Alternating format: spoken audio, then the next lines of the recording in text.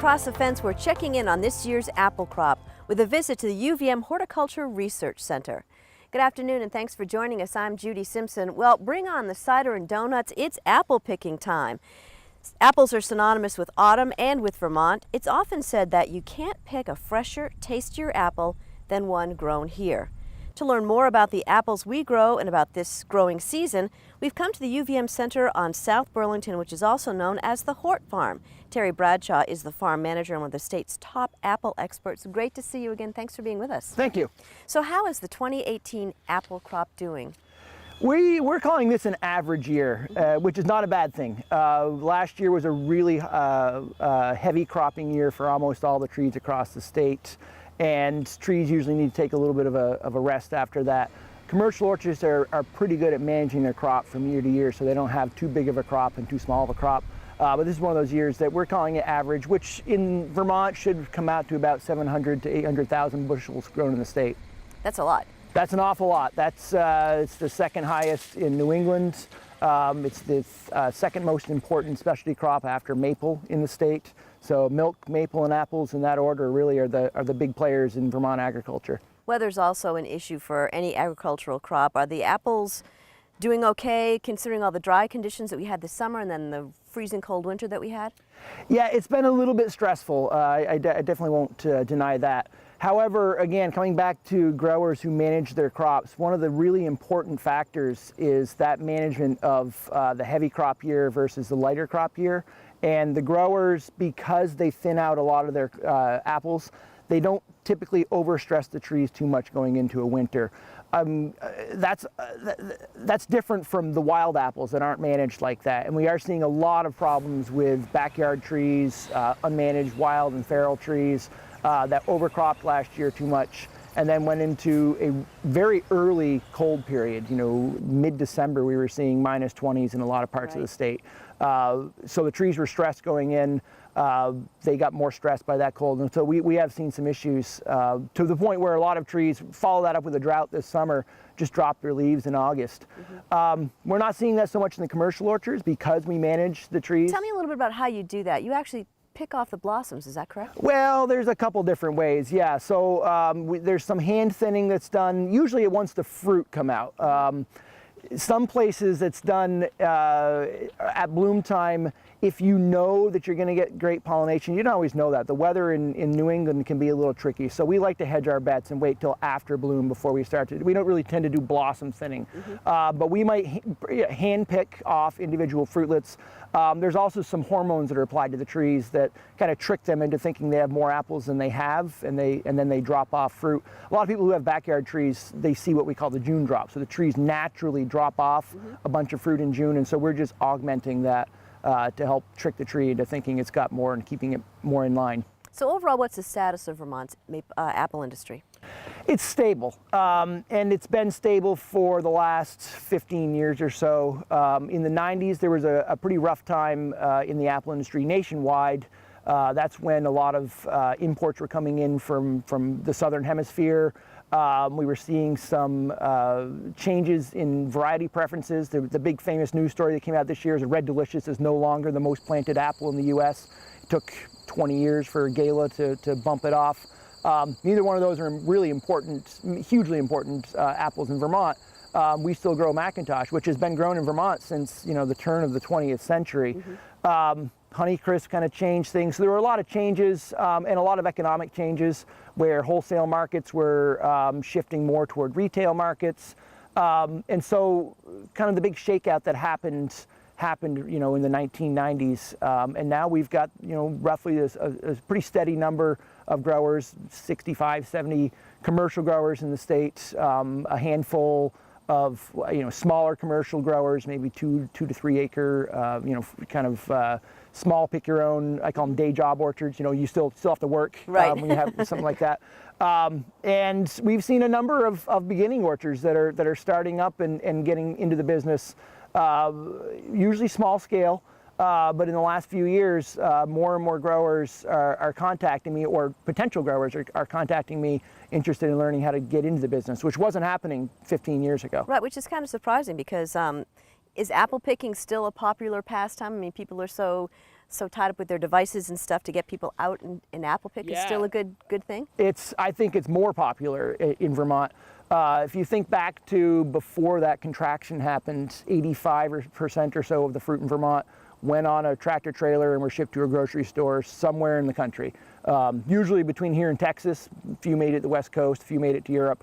But we were a wholesale business, and apple picking might have been done if an orchard opened up with some cheaper apples. It was a place to get cheap apples, but it wasn't done as a form of entertainment. And now it's very different. It's done as a way for people to kind of have a connection to the farm. People, oftentimes the retail pick your own orchards can grow varieties that they wouldn't be able to grow and sell in the wholesale market, so you can find other varieties that you wouldn't normally find. It's also a way for Vermont growers to kind of grow the traditional trees that people think about, a big freestanding tree that in the modern orchard era, if you look around the big apple production areas in western New York and Washington State and parts of Europe, the trees look like tomato bushes. And Vermont's been a little bit slower to adopt that type of tree. And one reason is that if we're retailing the fruit, we can get a little bit better price, and we're not working on razor thin margins and trying to eke out every single little drop of sunlight and turning it into an apple. We've got room to allow people to experience the orchards more. So people are looking for that more, I think, in a pick your own orchard, and that market lends itself to more traditional type of trees. Now, like almost anything else, there is a correct way to pick an apple. Yes. Tell me about that. Yeah, there's a few things. One part is next year's apple was already on the tree back in June, July. That's the bud that forms next year's apple. So because apples are a perennial crop, they're always preparing for the next year. So if you just reach up and pull an apple off from a tree, you're probably going to pull off next year's fruit too. You're also probably going to pull off the stem and create a wound that'll allow things to rot. So we always talk about twisting the apple off, where you gently lift the apple up and give it a gentle twist off from that spur. Now talk a little bit about the apple's color, because people usually look for red, but oftentimes part of the apple is green. Why is that? Good question. The trick with apples is sunlight, really, in terms of turning them red. Some varieties, like the newer strains of Red Delicious and some of the other strains that were selected because they turned red earlier, don't really respond to this, but most apples respond to sunlight.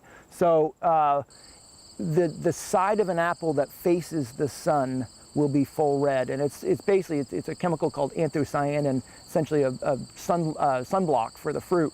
That shows that the fruit grew in high sunlight conditions, and you can find the apples in the center of the tree that are still green, but they're also lower quality generally. That anthocyanin, there's certain flavors, not just in the anthocyanins, but also other flavor compounds around it that are produced when you grow an apple in the sun.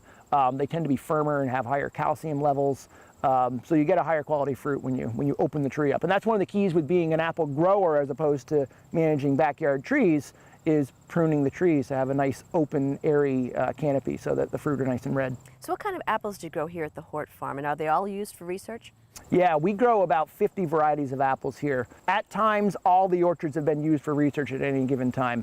This is different from a lot of other crops in that if I want to do a research project, I need an orchard, which means I needed to plant that orchard 5 or more years ago. So a lot of our orchards are either legacy from prior research projects. They're things that I planted with maybe future research in mind that I haven't decided yet, and then there's some active research plots. So we grow, like I say, about 50 varieties. 20 some odd of those are a legacy project that's long gone done from a variety trial. And so we just have a couple trees of 20 some odd different varieties.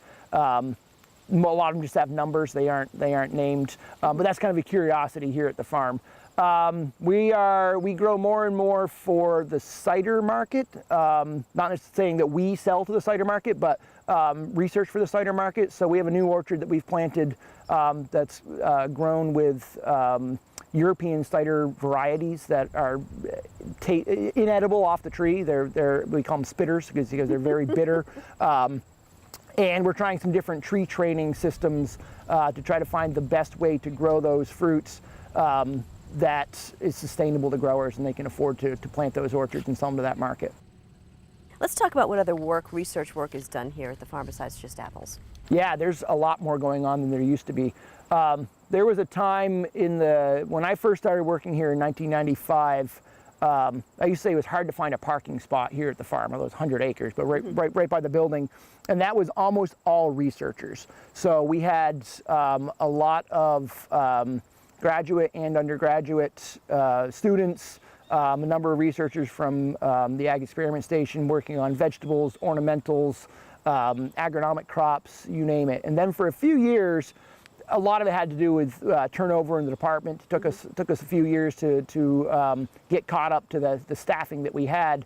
But in the meantime, by the mid-2000s, it was kind of myself and my old boss, Lorraine Burkett, doing the bulk of the research down here. Now we have a number of different projects. We're hosting projects for different departments. So we have a project that's run through the biology department looking at mycorrhizal fungi applications to blueberries to see how they affect pollination. We have a project on saffron that Margaret Skinner in Plant and Soil Science started up this fall. We have a couple different projects that are run through Plant and Soil Science Department. Vic Izzo and Scott Lewins are doing some projects studying management of a new pest, leek moth, as well as Yolanda Chen and her grad students are studying the management of swede midge. So more and more of these projects are getting involved in the farm, and more importantly, they're getting involved on the part of the farm that we've expanded in the last few years, which is the commercial teaching vegetable production center. So we have plots that we grow, that we use for teaching, that we also nest the research in, so students can interact with research day to day. And so more food from this farm has gone to feed UVM students. Is that the specific goal? It's one of the goals, and it's increasingly a goal that I would like to see happen. So when we expanded to the vegetable production in 2014, we expanded our vegetables to about 5 acres, maybe 6 acres, depending on the year. And there's a certain amount of that that's sold to CSA members. Some of those are students, but most aren't. But we really wanted to try to get, UVM is a small city. And if this fairly small vegetable farm can't market to that small city, then we probably shouldn't be in the business.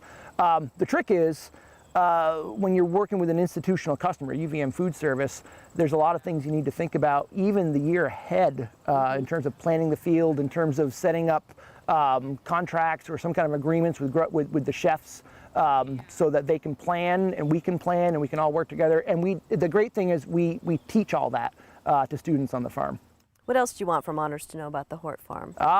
So the Hort Farm, it's a kind of a hidden gem. It's been here since 1952 that UVM opened it up, and it is open to the public. I've been to a lot of places like this around the country. I go to a lot of different experiment stations, apple, research farms, and it's rare to have one like this that's kind of human scaled, that reflects the actual agriculture that's happening in the state, and that has so much involvement with farmers, with students, and with the community. So I just recommend people check the place out and come by anytime they can. And if you want to check out and get more information about the farm, including a self-guided tour, you can check out the website on your screen. It is uvm.edu/Hort Farm. Terry, thanks so much for having us here. Thank you. Always a pleasure. That's our program for today. I'm Judy Simpson. I'll see you again next time on Across the Fence.